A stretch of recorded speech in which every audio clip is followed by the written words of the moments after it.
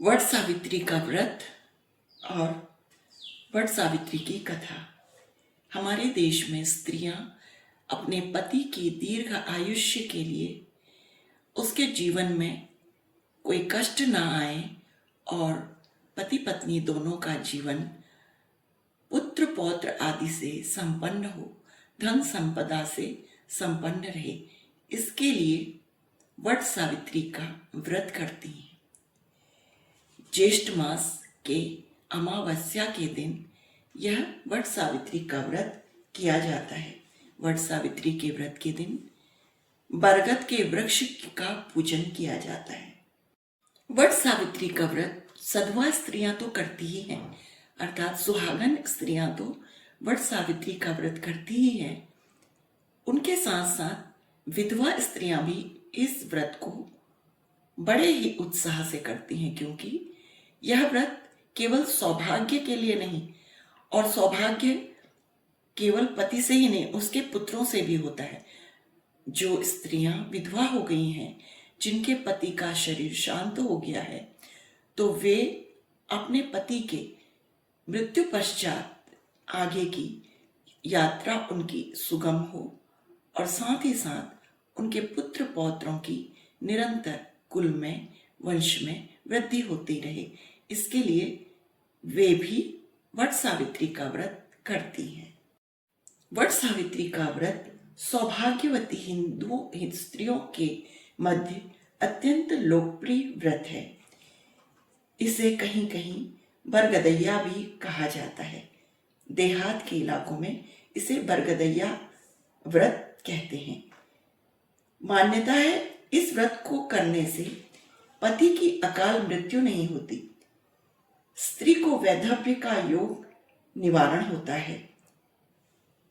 यदि स्त्रियां दीर्घायुष्य प्राप्त कर वृद्धावस्था में पति का शरीर शांत होता है, तो वह सौभाग्यवती ही मानी जाती है, क्योंकि पुत्र पौत्र आदि से संपन्न उनका जीवन सौभाग्यवान ही कहलाता है। इस व्रत के पालन करने से सुख, सौभाग्य, धन धान्य की प्राप्ति होती है, पति का सुख प्राप्त होता है, पुत्र पौत्र आदि का सुख भी प्राप्त होता है। वट सावित्री के व्रत के दिन सौभाग्यवती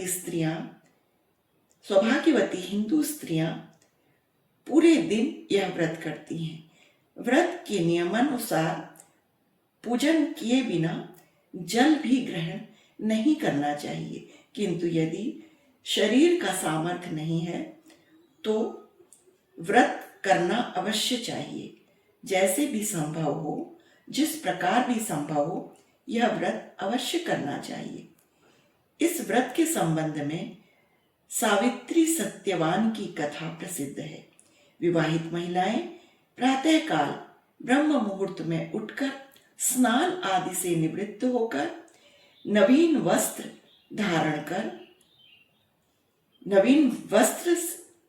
नहीं खरीद सकने की स्थिति में शुद्ध वस्त्र, आभूषण इत्यादि जो भी उनके पास है उन्हें धारण कर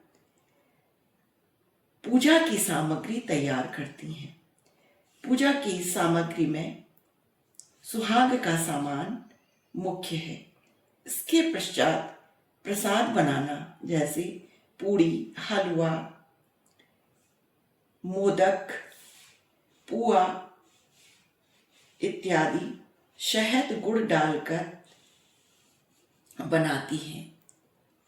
वट वृक्ष के फल के आकार की गोलियां बनाकर, आटे की गोलियां बनाकर, शहरों में बरगद का वृक्ष तक जाना सुलभ न होने पर कई घरों में लोग बरगद का वृक्ष लगाकर पूजन सामग्री, सुहाग का सामान, भोग के लिए बनाए हुए प्रसाद संपन्न किया जाता है।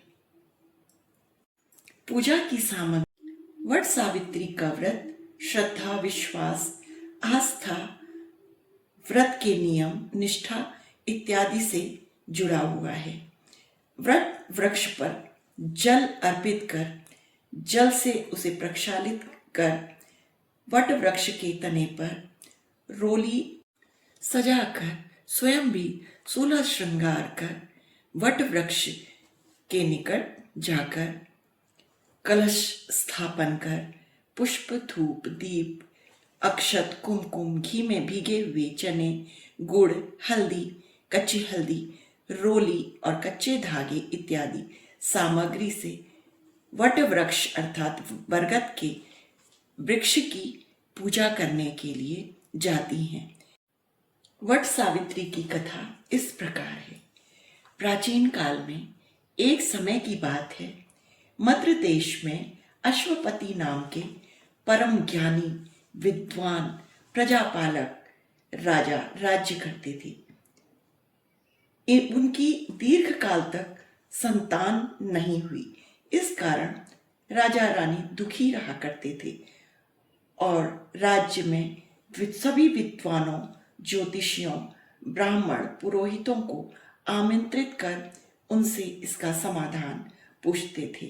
सबका यथा योग्य सत्कार कर एक बार राजा ने उन सभी से पूछा, हे भविष्य दर्शी विद्वानों, हे विप्रो, आप सब गणना करके यह बताने की कृपा करें कि मेरे भाग्य में कोई संतान है अथवा नहीं।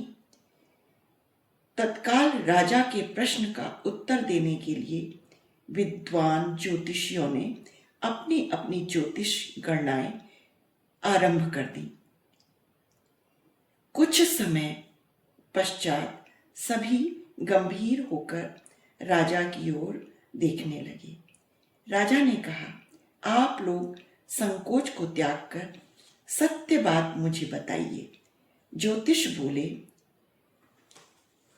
ज्योतिषियों ने राजा से कहा, हे राजन, आपके प्रश्न का उत्तर प्रसन्नता बढ़ाने वाला नहीं है, फिर भी सत्य को हमें नहीं छिपाना चाहिए। आपको बता ही देना है, आपके एक अत्यंत रूपवान बुद्धिमान धर्मपरायण कन्या होगी।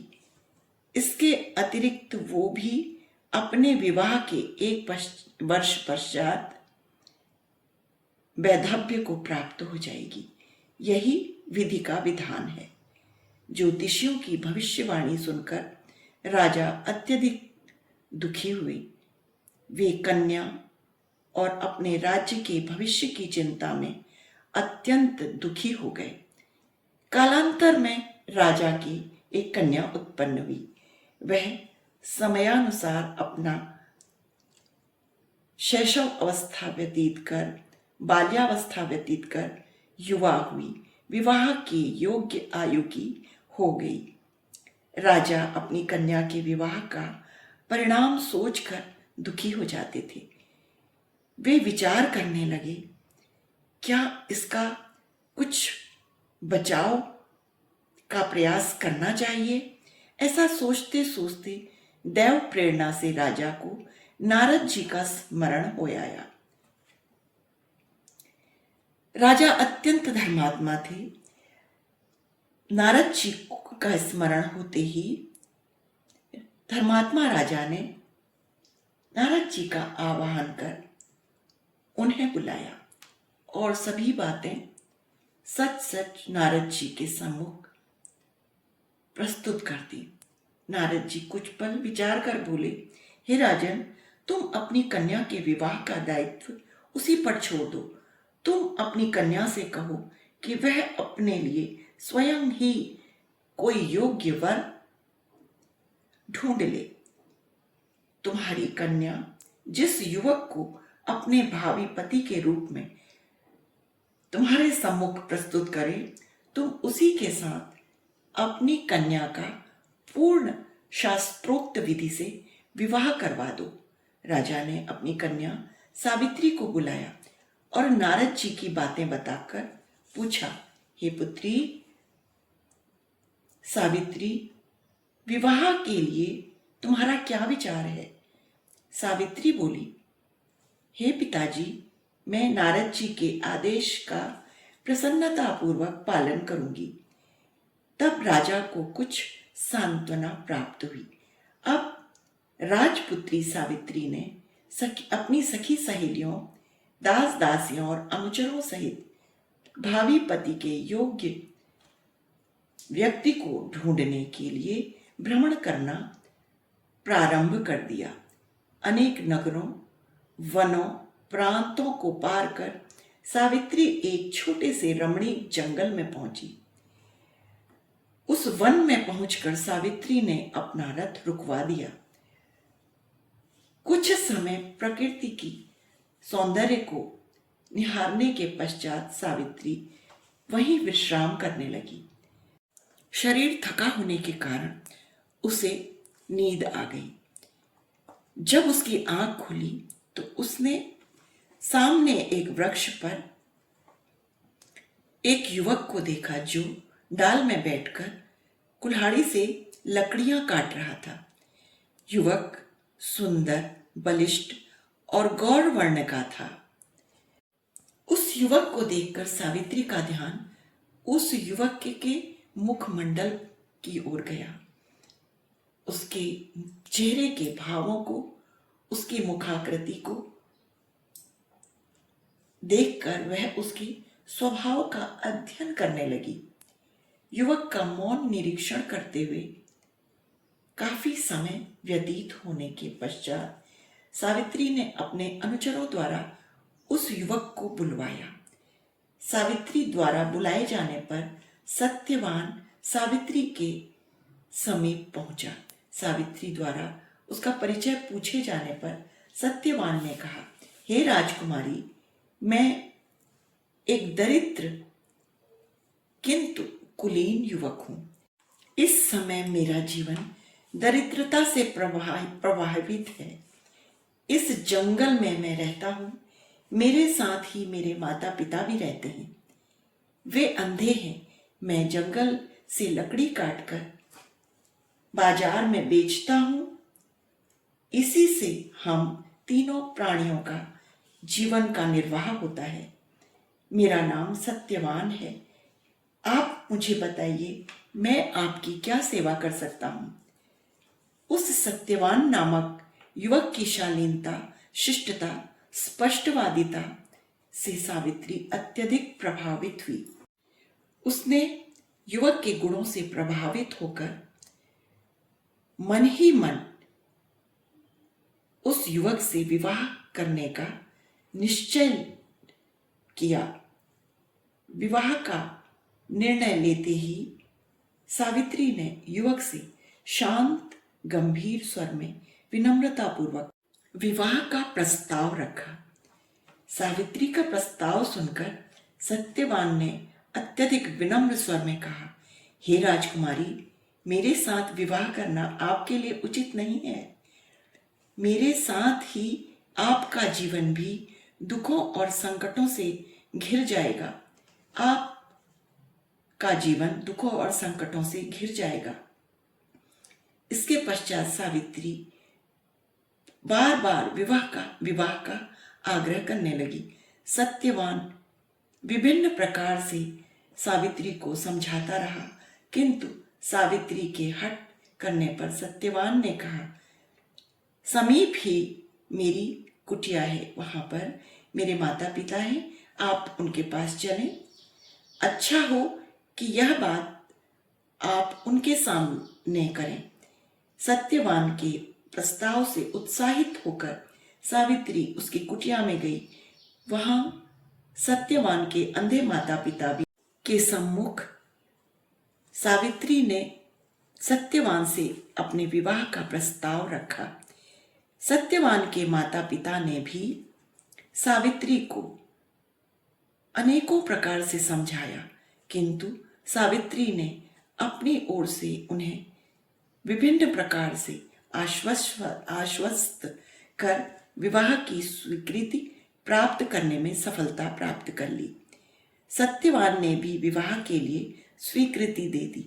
सत्यवान की कुटिया से लौटकर सावित्री अपने माता पिता के पास पहुंची और संपूर्ण वृत्तांत उनके सम्मुख बता दिया।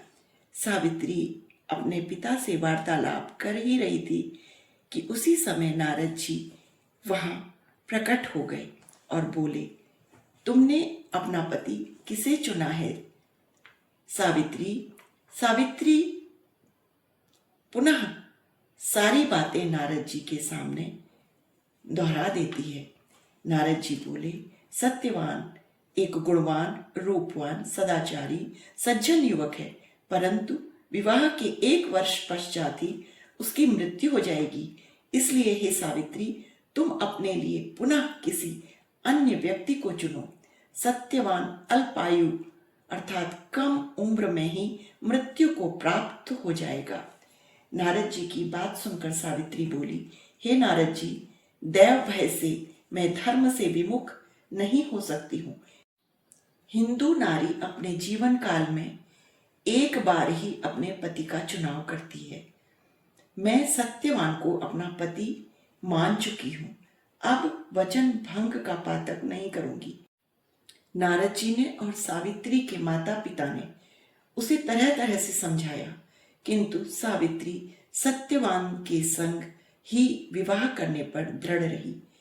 तब नारद जी ने कहा, तुम्हारा कल्याण हो, तुम्हारा जीवन सुखी हो। नारद जी आशीर्वाद देकर अंतर्धान हो गए।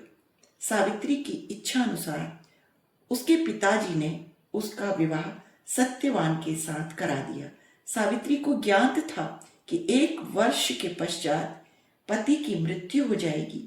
ऐसे में यदि भगवान शिव को प्रसन्न कर लिया जाए तो विधि के विधान पर भी विजय पाई जा सकती है, क्योंकि भगवान शंकर जी के विषय में यह प्रसिद्ध है, मेटहि कठिन कुअंक भाल के, भावी मेट सकहि त्रिपुरारी। अर्थात भगवान शंकर में, महादेव में यह शक्ति है कि वह विधाता के विधान को भी बदल सकते हैं। अतएव सभी प्रकार के निश्चय कर सावित्री भक्ति पूर्वक भगवान शिव की आराधना करने लगी। सत्यवान के लिए सावित्री पूर्ण मनोयोग से शिव जी की आराधना करती रही। जब सत्यवान की आयु के केवल 7 दिन शेष रह गए तो सावित्री और भी अधिक तीव्रता से कठिन व्रत उपवास कर भगवान भोलेनाथ को प्रसन्न करने में लग गई। अतः सावित्री की भक्ति से प्रसन्न होकर भगवान शंकर उसके सम्मुख प्रकट हुए और बोले, सावित्री, मैं तुम्हारी भक्ति से प्रसन्न हूं, मुझसे मनोवांछित वर मांग लो। सावित्री बोली, भगवान, हे भगवान, मेरे पति की आयु के अब केवल 2 ही दिन शेष रह गए हैं। आप कृपा करके उनकी जीवन की रक्षा की युक्ति मुझे बताइए। तब भगवान शंकर बोले, कल ज्येष्ठ मास की अमावस्या का दिन है। भक्ति पूर्वक वट वृक्ष का पूजन करने से तुम्हारी मनोकामना पूर्ण होगी। सावित्री ने अमावस्या के दिन वट वृक्ष की भक्ति पूर्वक पूजा की और रात्रि को जागरण किया। दूसरे दिन प्रातःकाल जब सत्यवान वन में लकड़ी काटने जाने लगा तो सावित्री भी उसके साथ चलने के लिए हठ करने लगी। किसी प्रकार मनाकर उसने अपने सास और ससुर जी को भी राजी कर लिया कि सावित्री अपने पति के साथ वन में जाएगी, और सावित्री ने अपने पति को भी मना लिया और उसके साथ स्वयं जंगल में आ गई। लकड़ी काटने के लिए सत्यवान एक वृक्ष पर चढ़ा। एक डाल को काटने के लिए कुल्हाड़ी चलाते ही सत्यवान के मस्तक में दर्द होने लगा। वह पीड़ा से परेशान होकर वृक्ष से नीचे उतर आया और सावित्री से बोला, मेरे सिर में अत्यधिक पीड़ा हो रही है, मैं आराम करना चाहता हूँ। पतिव्रता धर्मपरायणा सावित्री चिंतित होने लगी। सत्यवान कुछ ही क्षणों में मूर्छित होकर अचेत हो गया। तभी सावित्री ने अपने सम्मुख एक दिव्य पुरुष को देखा। उस दिव्य पुरुष को देखकर सावित्री ने पूछा, आप कौन हैं? उन्होंने उत्तर दिया, मैं यमराज हूं। तुम्हारे पति की आयु समाप्त हो चुकी है, मैं इसके प्राण लेने आया हूं। अपनी बात समाप्त कर यमराज ने सावित्री की गोद में अचेत पड़े सत्यवान के प्राणों को ले लिया और प्रस्थान करने लगे। सावित्री भी यमराज के पीछे पीछे चल पड़ी। यमराज ने सावित्री को अपने पीछे आने से बार बार मना किया, किंतु सावित्री नहीं मानी। जब वह यमराज के पीछे चलती हुई अत्यधिक दूर आ गई तो उससे अपना पीछा छुड़ाने के लिए यमराज ने विचार किया। यमराज बोले, अपने पति को प्राण देने के अतिरिक्त कोई अन्य 3 वरदान तुम मुझसे मांग लो और लौट जाओ। इस पर सावित्री बोली, हे धर्मराज, मेरे अंधे सास ससुर फिर से नेत्रवान हो जाएं। धर्मराज ने एवमस्तु कह दिया। सावित्री अपने सास ससुर का खोया हुआ राज्य लौटाने की प्रार्थना करने लगी। धर्मराज ने इसे भी स्वीकार कर लिया। अंत में सावित्री ने तीसरा वर मांगा कि वह पुत्रवती हो जाए। धर्मराज यमराज ने तीसरा वर भी स्वीकार कर लिया। वरदान देकर, तीनों वरदानों को देकर धर्मराज शीघ्रता से आगे बढ़ने लगे। कुछ दूर जाने के बाद यमराज ने पीछे मुड़कर देखा तो पाया सावित्री अभी भी पीछे पीछे चली आ रही है। इस पर क्रोधित होकर धर्मराज यमराज बोले, मैंने तुम्हारे तीनों वरदान स्वीकार कर लिए, फिर भी तुम मेरे पीछे पीछे क्यों आ रही हो? तब सावित्री बोली, भगवान, आपने मुझे पुत्रवती होने का वरदान दिया है, फिर भी आप मेरे पति के प्राण लेकर जा रहे हैं। पति के बिना मैं कैसे पुत्रवती बनूंगी? पति के बिना मैं किस प्रकार पुत्रवती हो सकती हूं? सावित्री का तर्क सुनकर और अपने वरदान देने की गलती का अनुभव कर धर्मराज चिंतित हो गए। वे पुनः संयत होकर बोले, सावित्री, बड़ी चतुराई से तूने मुझे धर्म संकट में डाल दिया है। जाओ, मेरे वरदान असत्य नहीं होगा, मेरा वरदान असत्य नहीं होगा। अपने सास ससुर के निकट जाओ, तुम्हारे पहुंचते ही सत्यवान जीवित हो उठेगा। सावित्री अपने पति के पास लौट कर आई तो वह जीवित हो उठा। दोनों प्रसन्न होकर घर आए। कुछ ही समय में यमराज के दोनों वरदान भी पूरे हो गए। सावित्री के सास ससुर को अब दिखाई पड़ने लगा, उनका राज्य भी उन्हें प्राप्त हो गया, पुनः प्राप्त हो गया। यह सब किस प्रकार संभव हो पाया? यह सब अमावास्या के दिन जो व्रत सावित्री ने किया था, ज्येष्ठ मास की अमावस्या के दिन वट वृक्ष का पूजन किया, व्रत किया, इसी व्रत के प्रभाव से यह सब संभव हो पाया। इस व्रत को सर्वप्रथम सावित्री ने मनाया था, इसीलिए इस व्रत का दूसरा नाम वट सावित्री व्रतम हुआ। वट सावित्री व्रतम। हे भगवान, जिस प्रकार आपने सावित्री को अटल सुहाग दिया, उसी प्रकार सभी स्त्रियों को अटल सुहाग देना। जो भी स्त्रियां आपका भक्ति पूर्वक व्रत करें, उन सभी को अटल सुहाग देना। सावित्री के पिता को पुराने श्राप से मुक्ति प्राप्त हुई। सावित्री के पिता अशुपति को भी 100 पुत्र प्राप्त हुए। सावित्री और सत्यवान के भी 100 पुत्र हुए। सत्यवान और सावित्री ने दीर्घ काल तक राज्य का सुख भोगा और अंत में वैकुंठ धाम को सिधारे। प्रत्येक सौभाग्यवती स्त्री के लिए यह व्रत अत्यधिक शुभ है, अतः यत्न करके भी सौभाग्यवती स्त्रियों को वट सावित्री का व्रत अवश्य करना चाहिए। भोलेनाथ की जय। पार्वती पते नमः। पार्वती पते हर हर महादेव। शंभो काशी विश्वनाथ। विश्वनाथाय नमो नमः। भगवान महादेव ने जिस प्रकार सावित्री के सौभाग्य की रक्षा की, उसके पति की आयु की रक्षा की, उसी प्रकार सबके पति दीर्घायुष्मान हो, पुत्र पौत्रादि से संपन्न सभी का जीवन हो।